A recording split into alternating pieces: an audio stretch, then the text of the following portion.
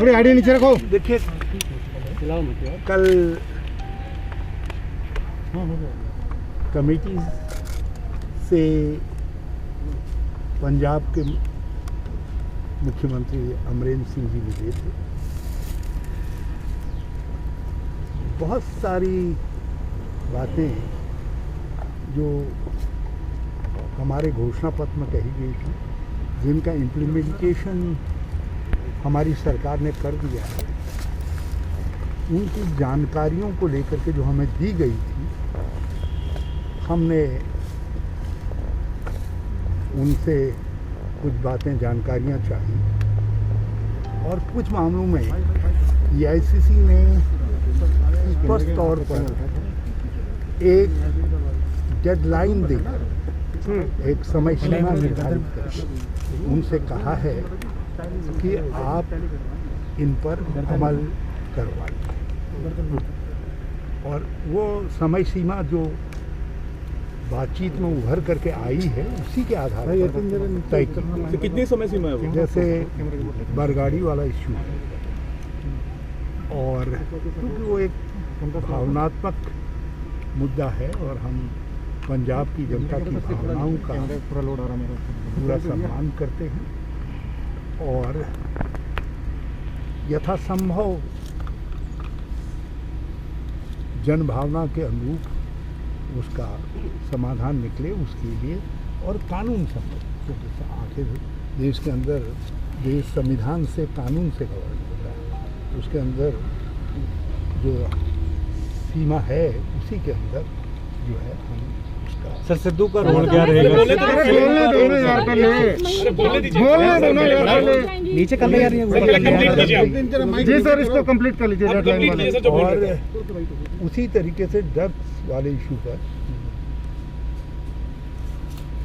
जो भी लोग उसमें सम्मिलित हैं, कुछ उनके खिलाफ कार्रवाई की है पंजाब गवर्नमेंट ने और स्ट्रॉन्ग कार्रवाई की है, और कुछ लोग ऐसे हैं उनके खिलाफ कार्रवाई की जाएगी और बहुत शीघ्र की जाएगी।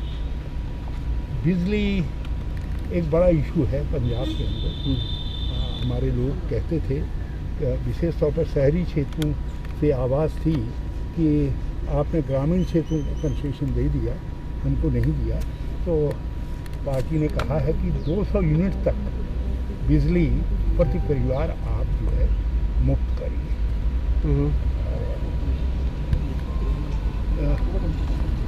SC के स्कॉलरशिप, SC के लोगों के, SC और गरीब लोगों के जो ऋण हैं उनकी माफ़ी, और ज़मीन पर उनका जहाँ जहाँ कब्जा है उसको रेगुलराइज करने के मामले में पंजाब सरकार से कहा गया है कि आप जो है इसको इसे टाइम बाउंड मैनर में पूरा करें।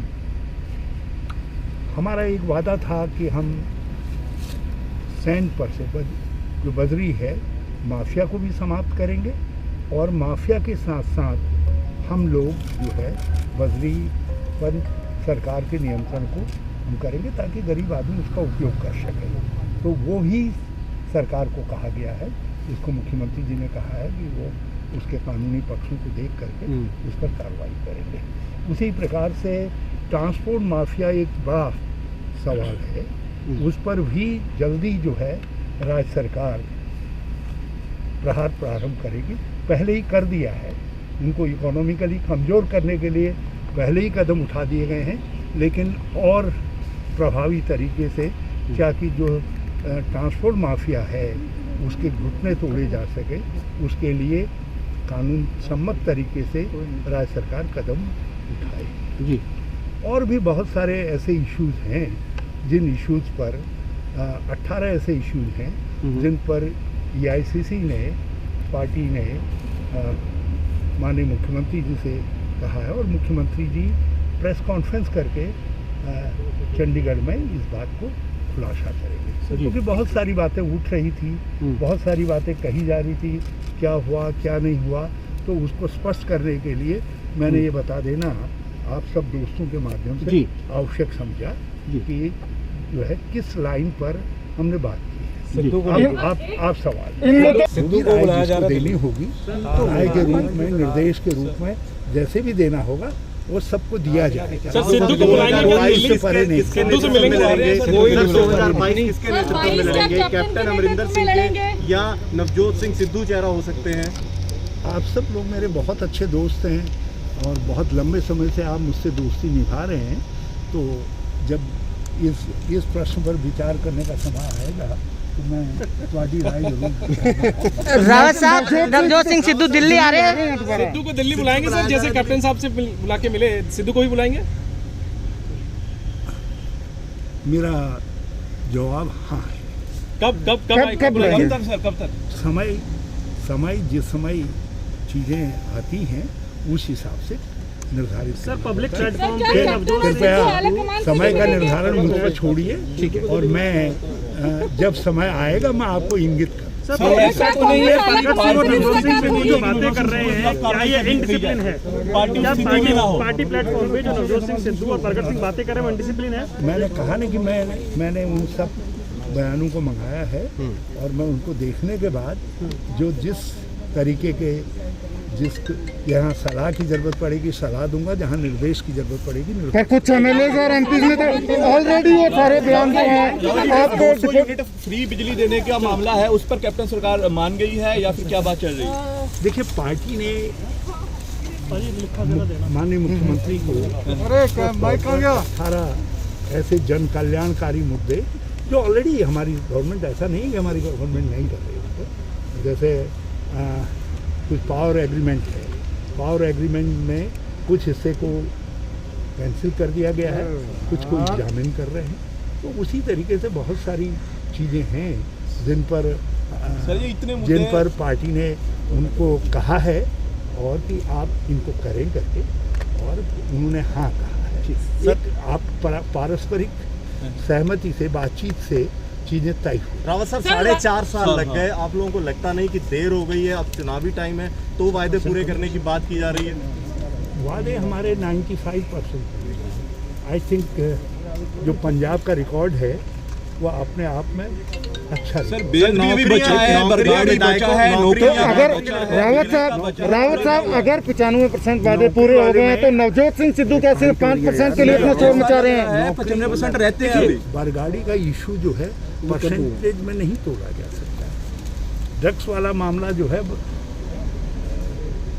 परसेंटेज में नहीं तोड़ा जा सकता, चीज़ों की उसके हिसाब से देखना पड़ता है। सर, एमएलए के बच्चों को नौकरियां दी जा रही हैं। जी, मैंने कहा उसमें मैं बहुत आभारी हूँ दोनों परिवारों का, पांडे परिवार का भी और बाजवा परिवार का भी।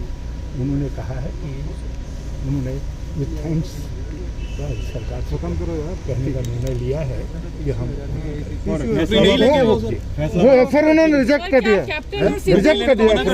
मना कर दिया उन्होंने। रिजेक्ट शब्द इत्यादि नहीं कहूँगा, बल्कि उन्होंने धन्यवाद कहा है कि नौकरी नहीं लेंगे, जो मुझे सूचना नौकरी नहीं लेंगे या नहीं लेंगे? अभी पांडे जी ने क्या कहा है एग्जैक्टली वो हम मालूम कर रहे हैं, लेकिन जो है बाजवा जो फतेह बाजवा ने कह दिया है नहीं लेंगे। सर, कैप्टन साहब 3 दिन तक दिल्ली में थे, लेकिन राहुल गांधी सबसे मिल रहे हैं, उनसे मुलाकात क्यों नहीं हुई? ये भी सवाल खड़े हो रहे हैं। जहाँ जिस नेता को जहाँ जिससे मिलने की आवश्यकता होती है तो उस हिसाब से समय दिया जाता है। राहुल गांधी जी जो भी हमारे नेता को समय चाह रहे हैं उनको समय दे रहे हैं, ऐसा नहीं है। कैप्टन को दोबारा दिल्ली बुलाया जाएगा। सर, क्या कांग्रेस अध्यक्षा मिलेंगी नेताओं से या कमेटी ही सारी चीजों को डील करेगी?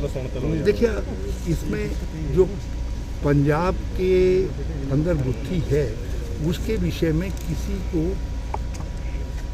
मिलने की आवश्यकता नहीं, क्योंकि उसमें जो ही बात होनी थी बड़े व्यापक लेवल पर कैप्टन को दिल्ली बुलाया जाएगा। 1-2 के करीब कांग्रेस के लीडर साहिबान से डिटेल में बात की छोड़ी, और सबको मालूम है कि हमारी रिपोर्ट बहुत कॉम्प्रिहेंसिव है, बहुत सोच विचार करके बनाई गई है, और जल्दी उस पर कांग्रेस अध्यक्ष निर्णय। सर, अंबिका सोनी जी को क्यों बीच में इंटरवीन करना पड़ा? हाँ? अंबिका सोनी, सलमान खुर्शीद, इनको क्यों इंटरवीन बीच में करना पड़ा? क्या 3 मेंबरी कमेटी की राय एक नहीं बन पा रही है?